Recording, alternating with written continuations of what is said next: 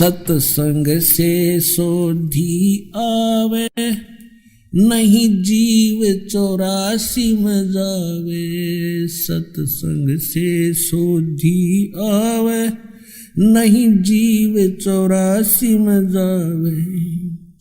अब मेटो द्वेष और राग, हो राग या उम्र बतेरी जाली।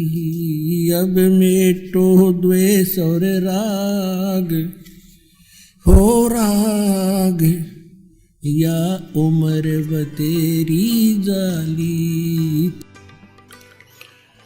दूसरे शब्दों में दास कहे कि ये भगवान नहीं है, ये ईश नहीं है, स्वामी नहीं है, भगवान नहीं है। तो ये बात जनसाधारण के गले उतरे नहीं, विशेषकर पवित्र हिंदू समाज के पुण्यकर्मी प्राणियों के, क्योंकि हमारे धर्म गुरुओं ने हमें उल्टा पाठ पढ़ा दिया। और एक दिन से नहीं, हजारों वर्षों से यही पाठ हम सुनते आ रहे हैं कि ब्रह्मा विष्णु महेश सर्वेश्वर हैं, इनका कोई जन्म मृत्यु नहीं होता, इनकी कोई माता पिता नहीं है, ये स्वयंभू है।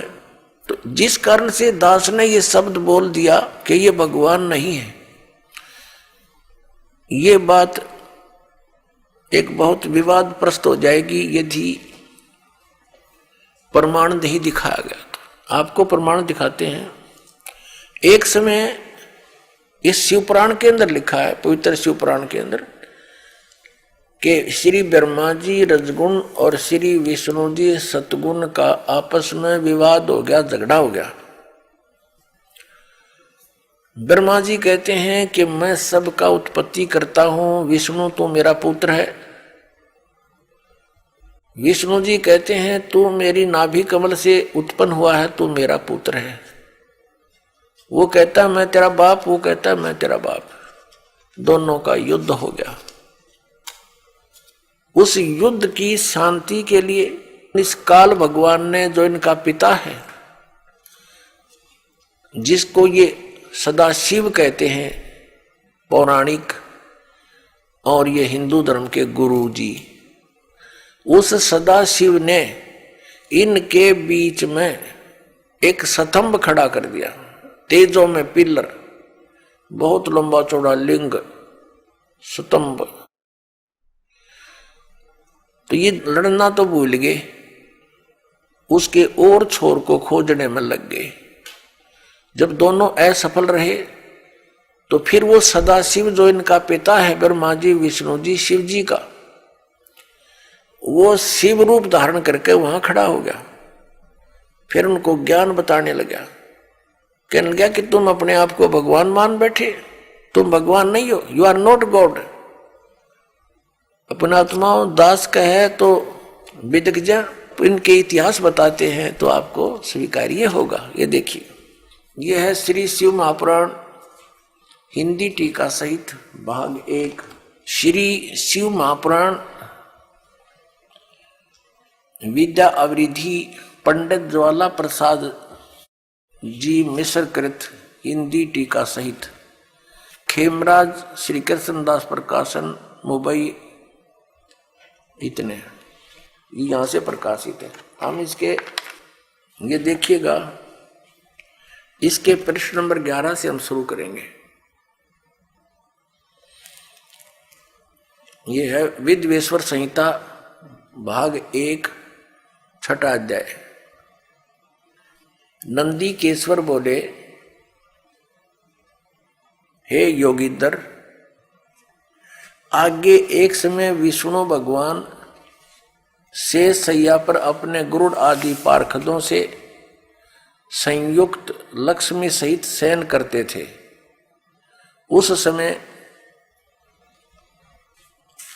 ब्रह्म ज्ञानियों में श्रेष्ठ ब्रह्मा जी, अब यहाँ के इसे ब्रह्म ज्ञानी है, देखियो, अपनी इच्छा से ही वहां आए। सब प्रकार सुंदर सेज पर शयन करते हुए कमल लोचन विष्णु जी से पूछने लगे, तुम कौन हो जो मुझे देखकर अभिमानी। पुरुष के समान शयन करते हो, हे वत्स, हे बेटा।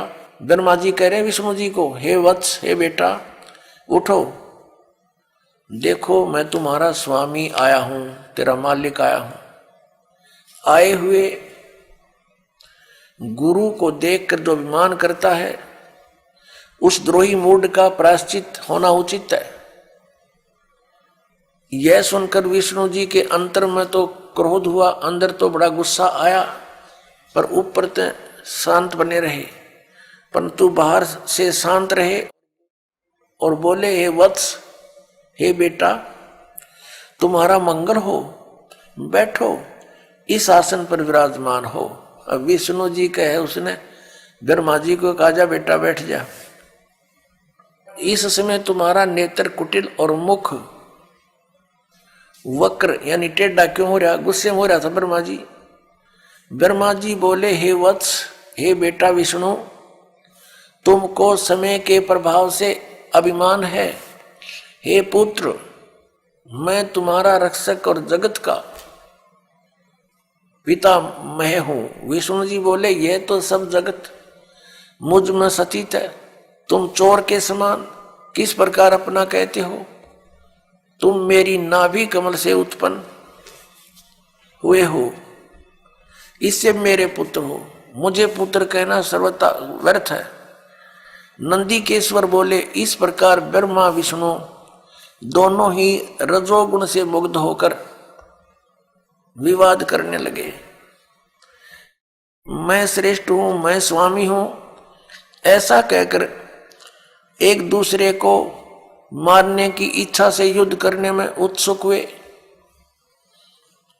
अब देखो, संपूर्ण देवता विमान में बैठकर वो तो लठ बजाने तैयार हो रहे हैं, और हमारे देवता फिर क्या क्रिया करते हैं? तब संपूर्ण देवता विमानों में बैठकर उस महाअद्भुत युद्ध को देखने चले आए और आकाश में उनके ऊपर फूल बरसाने लगे। वारे देवताओं, बताइए, देवताओं के काम है, दो भाई लड़ भी रहे हैं किसी कारण से, भले पुरुषों का काम है उनका बीच बचाड़ा करके छुटवावे, उनसे युद्ध बंद करवावे, और ये देवता फूल बरसावे, कहाँ मरो कटके, देखो कौन सा तगड़ा है। तो ये सारा एक काम बिगड़ा पड़ा पुण्यात्माओं इस तत्व ज्ञान के अभाव से। अब हम उस प्रसंग पर आते हैं कि जिसके अंदर ये कहा गया है इसी पवित्र पुराण में कि ब्रह्मा और विष्णु तुम भगवान नहीं हो, यू आर नॉट गॉड। देखिए, अब हम आगे हैं 17 पृष्ठ पे, और विद्वेश्वर संहिता भाग 1 अध्याय 9, ये वही प्रसंग यहां तक चल रहा। नंदीकेश्वर बोले, इस प्रकार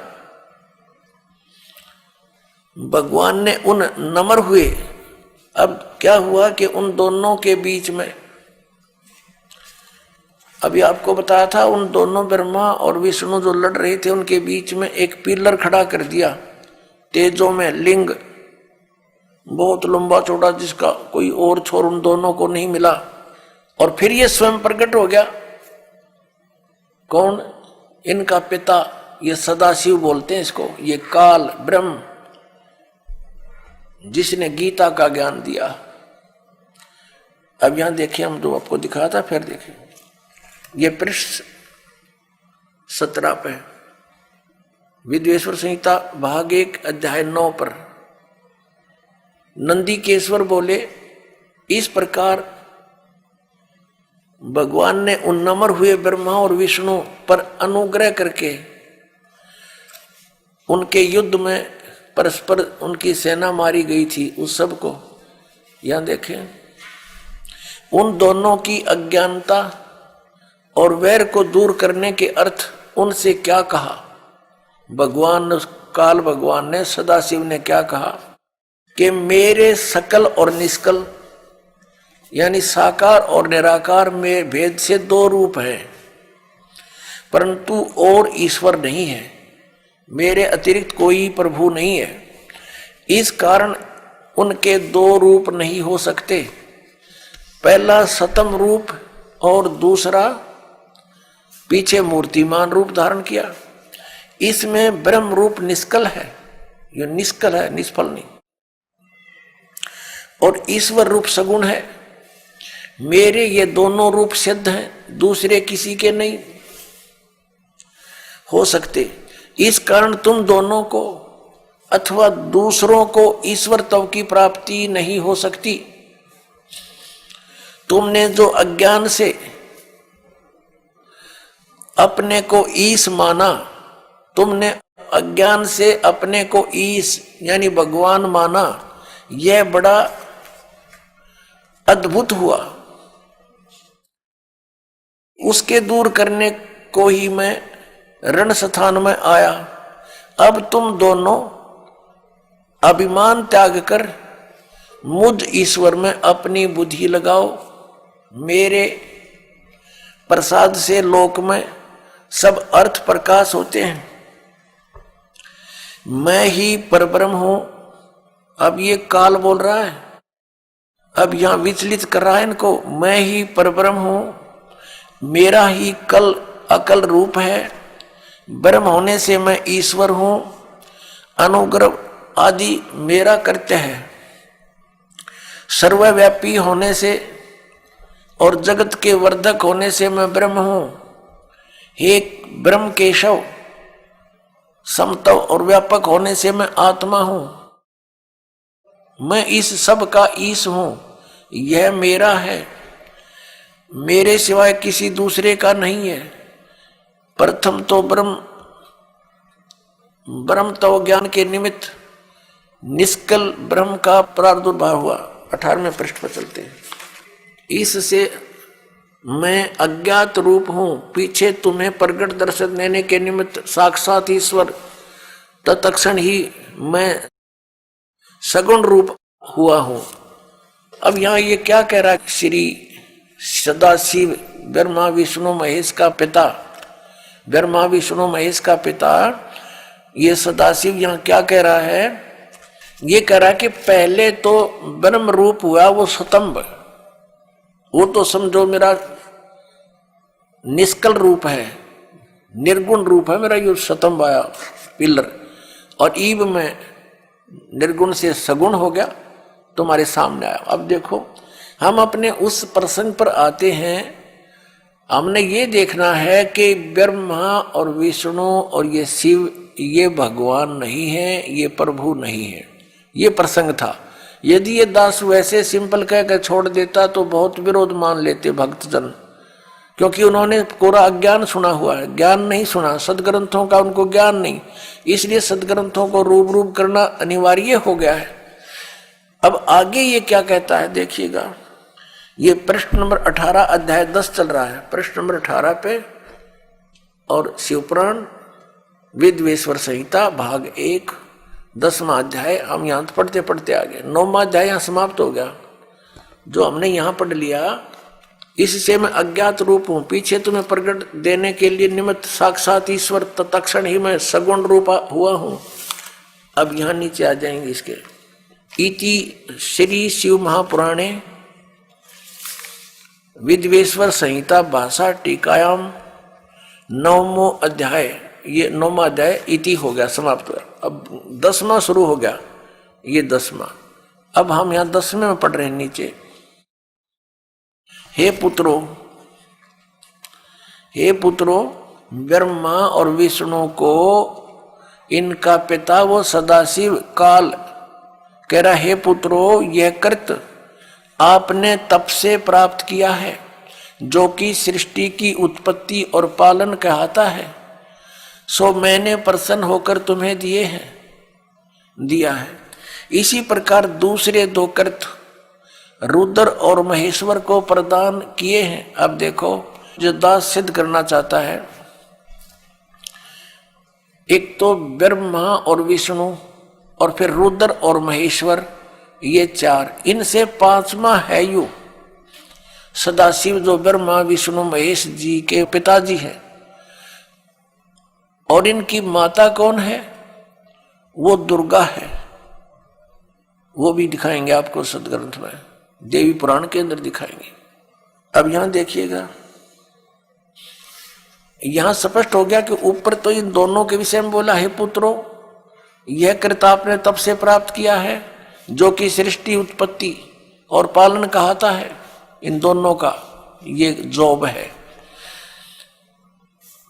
मैंने प्रसन्न होकर तुम्हें दिया। देखो हींग लगी ना फटकड़ी इसकी। तब तो कह रहा है कि तुमने तप किए, घोर तप किए। इसमें लिखा है कि विष्णु जी ने 12,000 वर्ष तक घोर तप किया, ब्रह्मा जी ने इतने वर्ष तक तप किया। तो कहता है इस तप के बदले में मैंने खुश होकर तुम्हें दिया है। बता, इन की भलाई इन्हीं को सौंप दी। अपनी तरफ से क्या दिया इसने? पहले इनसे डले डुआई हठ योग करो, सिद्धि युक्त हो गए। अब फिर रिमोट अपने हाथ में लेकर इनको कहा तुम सृष्टि करो। सब जीवों को यहाँ पर स्थिति, उत्पत्ति, संहार ये अपने पुत्रों से करवाता है और स्वयं खाता है सबको। ये काल है। गीता जी अध्याय नंबर 11 के श्लोक नंबर 32 में कहता है मैं काल हूं अर्जुन, और अब प्रकट हुआ हूं, अब आया हूं मैं, अब प्रवृद्ध हुआ हूं। और श्री अर्जुन जी पूछ रहे हैं कि हे महानुभाव आप कौन हो, मैं आपसे परिचित नहीं हूं।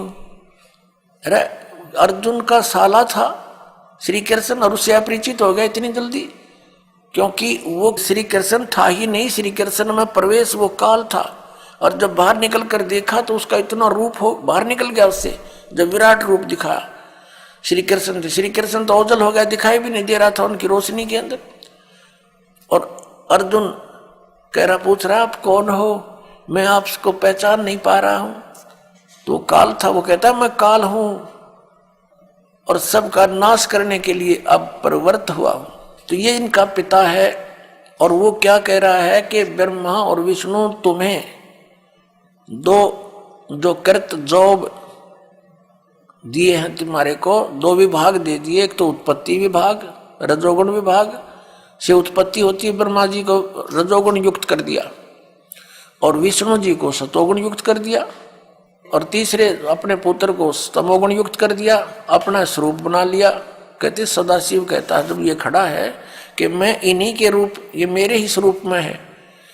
और ये कैसे छल करता है, जब किसी को विष्णु रूप में दर्शन देता है तो उसमें अपना विष्णु रूप धारण कर लेता है और उसी विष्णु रूप में संबोधन करता है। तो उस कारण से विष्णु पुराण बन गई। और जिसमें इस शिव रूप में धारण करके किसी को ज्ञान दिया है तो उसके आधार से शिव पुराण की रचना होगी। ये है वो काल जो कहता मैं कभी अपने ओरिजिनल रूप में किसी के समक्ष नहीं होता, मेरे कर्म और जन्म अलौकिक हैं। गीता जी के अध्याय नंबर 4 के 5 और 9 में इसने स्पष्ट किया है। और साथ में कहा है कि जब धर्म की ग्लानि होती है मैं अपने अंश, अपने आत्मा, अपने अंश अवतारों का सृजन करता हूं, उनको यहां प्रकट करता हूं, भेजता हूं, उत्पन्न करता हूं। जैसे श्री राम, श्री कृष्ण आदि। अब देखिएगा नीचे, अब ये दास दो सिद्ध करना चाहता है कि दो तो ये ब्रह्मा और विष्णु हो गए, इस प्रकार दूसरे दो कृत रुद्र और महेश्वर को प्रदान किए हैं। अच्छा 4 हो गए ना, एक रुद्र एक महेश्वर, और 5वां यू बोलने लग रहा। अब आगे हम चलते हैं, ये प्रमाणित करते हैं। ये देखिएगा यहां पर, ये प्रश्न नंबर 19 है।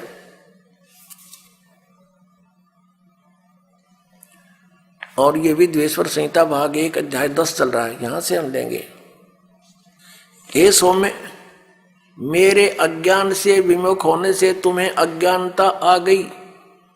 विष्णु और ब्रह्मा जी को कह रहे हैं मेरा ज्ञान होने से ऐसा नहीं होता, ज्ञान और रूप महेश के तुल्य हो जाते हैं। इस कारण इस ज्ञान की सिद्धि के निमित्त ओंकार नामक मंत्र जप करो। अभिमान दूर करने वाला, यह अभिमान दूर करने वाला है। सोई निज मंत्र उपदेश करते हैं। यह ओंकार मेरे मुख से उत्पन्न होने से मेरे ही रूप का बोधक है, यानी ब्रह्म का, और महामंगल करने वाला है। यह वाचक है, मैं वाच्य हूं। यह मंत्र मेरा आत्मा है कि उसके स्मरण से मेरा स्मरण होता है। उत्तर की ओर मुख से आकार का इसका बहुत वर्णन दे रखा है। पश्चिम के मुख से उकार का, दक्षिण के मुख से मकार का, पूर्व के मुख से बिंदु का और मध्य के मुख से नाद उत्पन्न हुआ है। इस प्रकार पांच प्रकार से यह निर्गत हुआ, सब एक होकर ओम ऐसा एक अक्षर हो जाता है। ओम ऐसा एक अक्षर हो जाता है। अब हम इससे इतना ही लेंगे। इस पवित्र पुराण ने हमारा बहुत सा काम हल्का कर दिया इस दास का।